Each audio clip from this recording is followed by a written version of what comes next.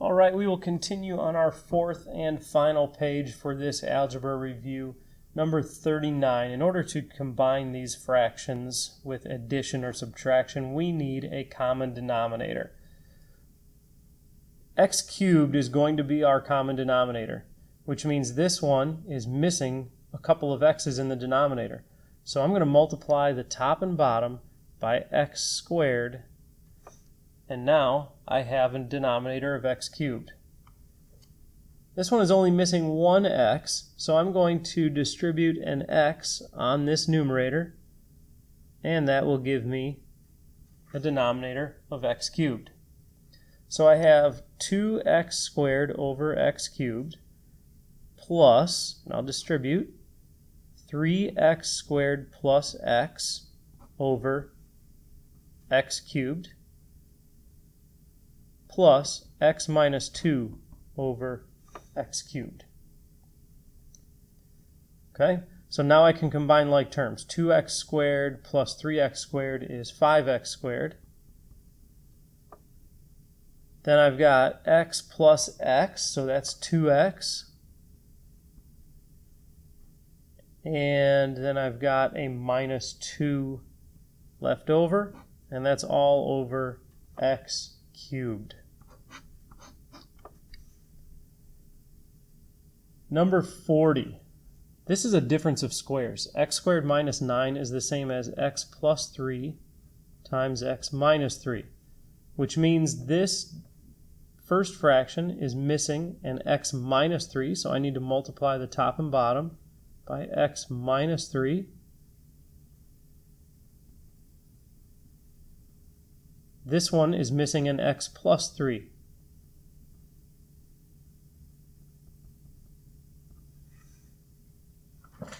Okay, so I'm going to distribute here. So I'll have x squared minus 3x.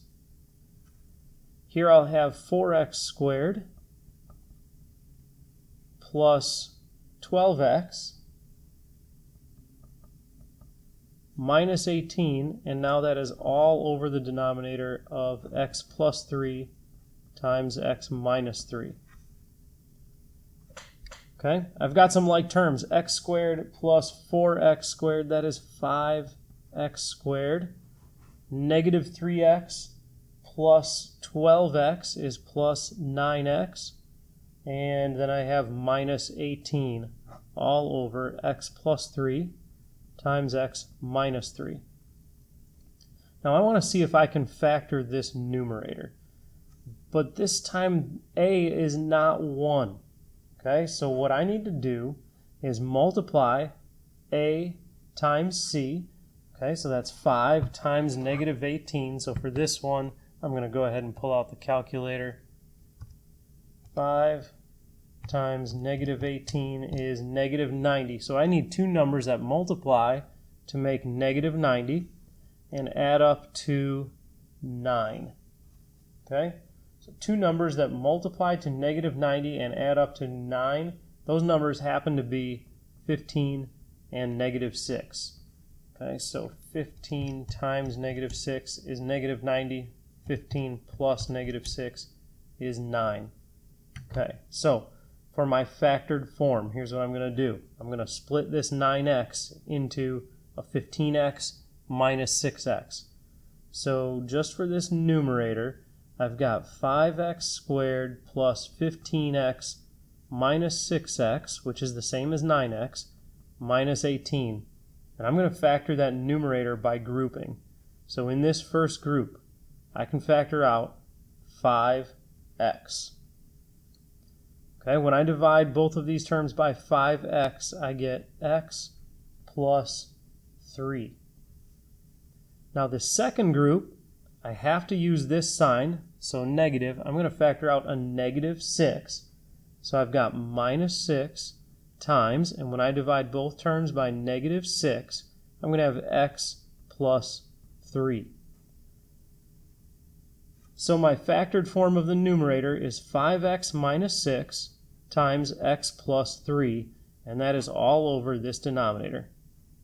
X plus 3 times x minus 3. x plus 3's cancel. 5x minus 6 over x minus 3 is my final simplification. Okay, some factoring. Number 41, I can factor an x out of both terms. X times x squared minus 25.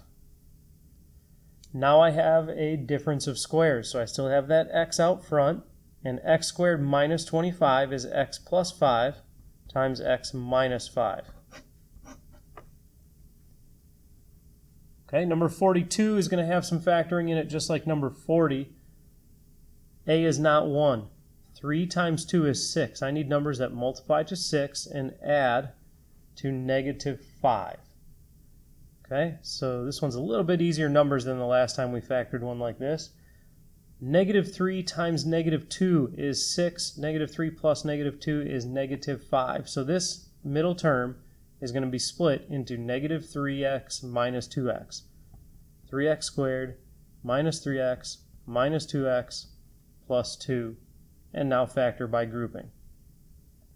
I can factor a 3x out of these first two terms. And that leaves me with x minus 1. I can factor a negative 2. Whatever this sign is, I have to factor that sign. I can factor out a negative 2. Negative 2x divided by negative 2 is x. 2 divided by negative 2 is negative 1.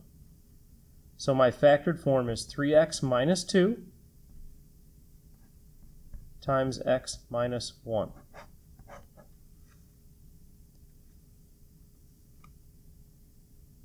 Okay, number 43, simplify. So I'm going to do some factoring. What multiplies to negative 12 and adds to negative 1?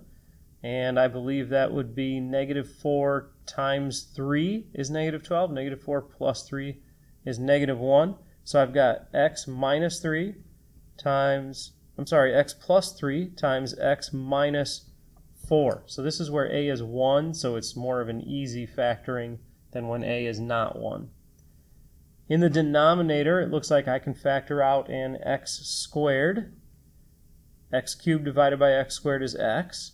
3x squared divided by x squared is 3. And I can cancel out those x plus 3's. So I've got x minus 4 over x squared. And I cannot simplify an x out of all of this thing at all unless I can do it out of all three terms.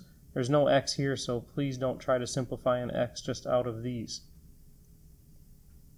Okay, now this next one, to simplify this, it looks like I've got some common or some like terms here. Negative 53 minus 21 is negative 74, so I've got 8x squared minus 74. That may seem a little too simple, but it kind of drives home the point. Sometimes when we get bogged down in some more difficult math, we come across something that's just really simple, but our brain is stuck in that more difficult mode. Sometimes you just need to take a step back and accept that something is actually kind of simple. Okay, simplify and do not leave any negative exponents. So I'm going to look for some like terms here. Here I've got r to the 6th w squared. Here I've got r to the 6th w squared. So these are like terms. This is r squared w to the 6th. Same variables, but not the same exponents. So that is not a like term with these other two. So I've got 4 of these minus 1 of these. That gives me 3. So I've got 3r to the 6th w squared plus 9r squared w to the 6th. Okay, next I'm going to be multiplying. When I multiply, I just add the exponents. 7 plus 3 is 10 plus 2 is 12. Y to the 12th. When I raise a power to a power, I multiply the exponents. So that's n to the negative 18th, but no negative exponents. So the way I fix that is to move this from what is a numerator, even though it doesn't look like a fraction. It's in a numerator, like it's over 1. We move that down, and it becomes a positive exponent so that leaves nothing on top, and n to the 18th in the denominator. Well, when there's nothing in the numerator, it's 1. 1 over n to the 18th. Number 48. 4 times negative 3 is negative 12. I'm sorry, I can't do that first. I've got to take care of that exponent right there first.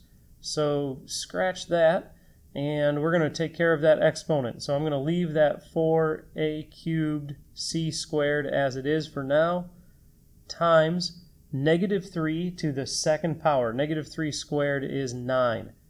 A to the second power. Raising a power to a power, I multiply those exponents. 1 times 2 is 2. A squared.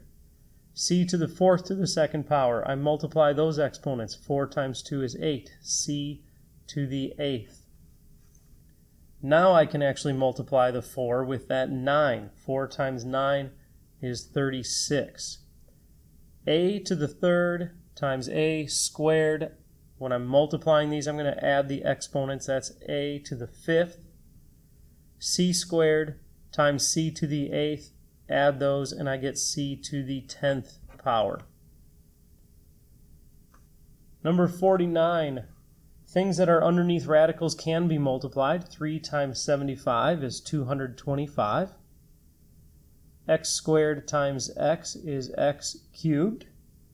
And y to the third, or y cubed, times y to the 5th is y to the 8th. And that's all under a radical. Now the square root of 225 is 15. Now since there's no number here, this index is actually 2. Okay? So 2 goes into 3 one whole time. So that means there's an x that I can bring out. But there was 1 left over, so there's an x that stays in. Okay? So 3 divided by 2, 2 goes in one whole time, so 1x comes out, but there was 1 left over, 1x stays in. Okay? Then y to the 8th square root, 2 goes into 8 4 times, y to the 4th, and there are no leftovers, so there's no y staying inside. And last but not least, number 50. Okay, so it's a positive over a negative, which is a negative. 12 over 9, 3 goes into both of those. 4 times and 3 times. Okay, then I've got m to the first power. If I bring that to the top, it becomes a negative 1, and I combine it with the 8, and I get m to the 7th power. So I'm really just subtracting the smaller one into the bigger one. Bring this down, and it becomes 6 minus 4. So on the bottom, in the denominator here, I've got y to the 2nd power. And that completes our algebra review to begin our pre-calculus course.